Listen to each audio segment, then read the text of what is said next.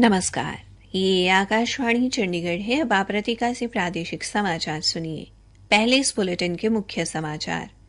प्रधानमंत्री नरेंद्र मोदी कल नई दिल्ली में एशियाई खेलों में भाग लेने वाले भारतीय दल के खिलाड़ियों से मुलाकात करेंगे। केंद्रीय सहकारिता मंत्रालय ने सभी सहकारी समितियों का कंप्यूटरीकरण करने और उन्हें सशक्त बनाने का निर्णय लिया। हरियाणा की विभिन्न उच्चाधिकार प्राप्त क्रय समितियों की बैठक में 1645 करोड़ रुपए से अधिक की वस्तुओं की खरीद व ठेकों को मंजूरी दी गई।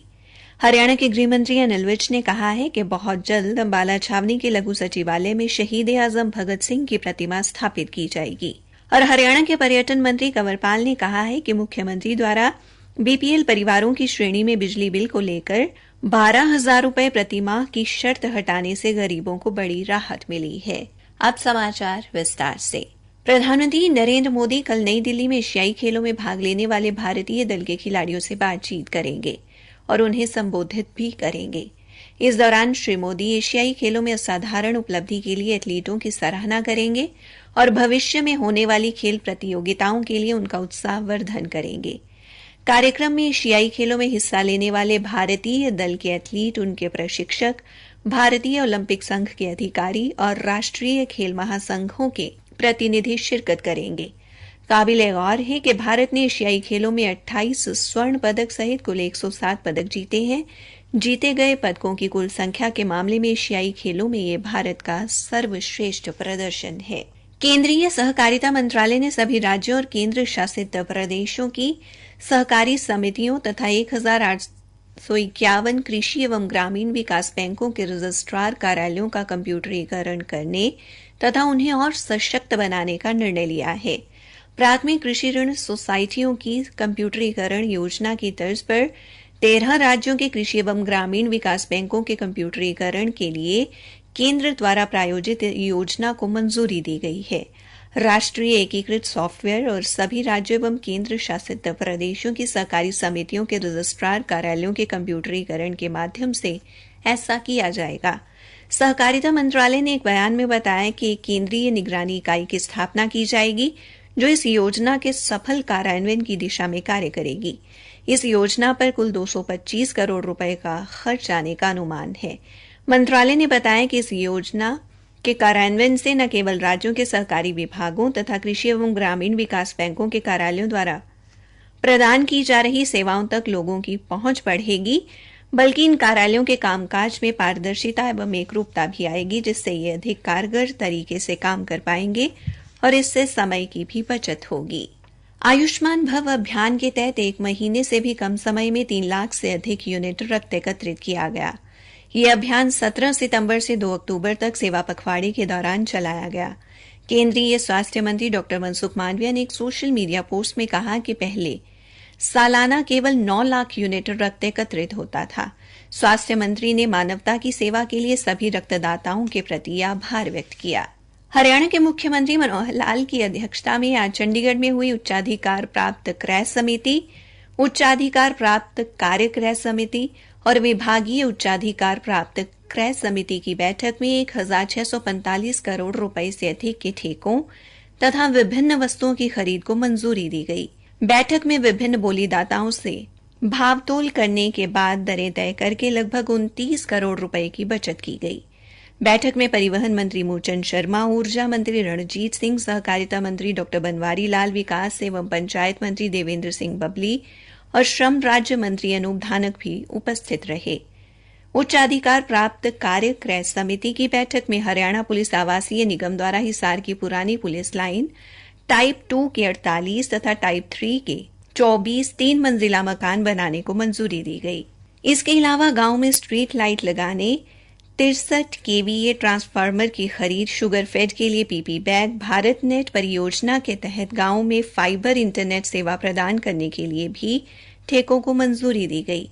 साथ ही 2000 लीटर क्षमता की 36 सीवरेज सफाई मशीनों की खरीद को मंजूरी दी गई, ताकि इससे छोटी गलियों में जाकर सीवरेज की सफाई सुनिश्चित की जा सके। आकाशवाणी चंडीगढ़ के समाचार सेवा प्रभाग द्वारा मेरी माटी मेरा देश अभियान के तहत अमृतकाल में शुरू की गई प्रश्नोत्तरी प्रतियोगिता का आज का प्रश्न है, किस महिला स्वतंत्रता सेनानी ने लखनऊ में 1857 के विद्रोह का नेतृत्व किया? प्रश्न एक बार फिर से सुन ले, किस महिला स्वतंत्रता सेनानी ने लखनऊ में 1857 के विद्रोह का नेतृत्व किया? अपने उत्तर newsairchd@gmail.com पर तुरंत मेल करें। कल पूछे गए प्रश्न का उत्तर है स्वतंत्रता सेनानी राम प्रसाद बिस्मिल का असली नाम राम प्रसाद सिंह तोमर था। और इस प्रश्न का सही उत्तर देने वाले हमारे विजेता हैं हरियाणा के फरीदाबाद से महेंद्र डागर। प्रादेशिक समाचार आकाशवाणी चंडीगढ़ से प्रसारित किए जा रहे हैं। हरियाणा के गृह एवं स्वास्थ्य मंत्री अनिल विज ने कहा है कि बहुत जल्द अंबाला छावनी के लघु सचिवालय में शहीद आजम भगत सिंह की प्रतिमा स्थापित की जाएगी। उन्होंने बताया कि पद्म भूषण से सम्मानित प्रसिद्ध मूर्तिकार राम वी सुतार द्वारा भगत सिंह की प्रतिमा तैयार कर ली गई है। आज गृह मंत्री ने सचिवालय में अधिकारियों के साथ प्रतिमा स्थापित करने की जगह निर्धारित की। श्री विज ने बताया कि सचिवालय में जिस स्थान पर प्रतिमा लगेगी वो स्थान बाहर अलग अलग दिशाओं से वाहन चालकों को आसानी से नजर आ सकेगा। गृह मंत्री ने कहा कि प्रतिमा के समक्ष काफी खाली स्थान है और किसी आयोजन के दिन यहां सैकड़ों लोगों के बैठने की व्यवस्था भी आसानी से की जा सकेगी। उन्होंने कहा कि अधिकारियों को प्रतिमा के पीछे दीवार पर देश का नक्शा बनवाने के निर्देश दिए गए हैं। श्री विज ने बताया कि नगर परिषद द्वारा प्रतिमा के लिए नीचे आधार तैयार किया जाएगा, बाद में प्रतिमा को इस पर स्थापित किया जाएगा। हरियाणा के पर्यटन मंत्री कंवरपाल ने कहा है कि मुख्यमंत्री मनोहर लाल द्वारा गरीबी रेखा से नीचे जीवन यापन करने वाले परिवारों की श्रेणी में बिजली बिल को लेकर 12,000 रुपए प्रति माह की शर्त हटाने से गरीब लोगों को बड़ी राहत मिली है। आज जगाधरी में लोगों की समस्याएं सुनने के मौके पर श्री कंवरपाल ने कहा कि मौजूदा सरकार गरीब व जरूरतमंद लोगों की भलाई व जीवन स्तर ऊंचा उठाने के लिए योजनाएं लागू कर रही है और ऑनलाइन प्रणाली के माध्यम से पारदर्शिता के साथ साथ लोगों को योजनाओं का लाभ भी पहुंचाया जा रहा है। उन्होंने कहा कि प्रदेश में युवाओं को योग्यता के आधार पर नौकरी दी जा रही है, जिससे मेहनत करने वाले युवाओं में विश्वास पैदा हुआ है।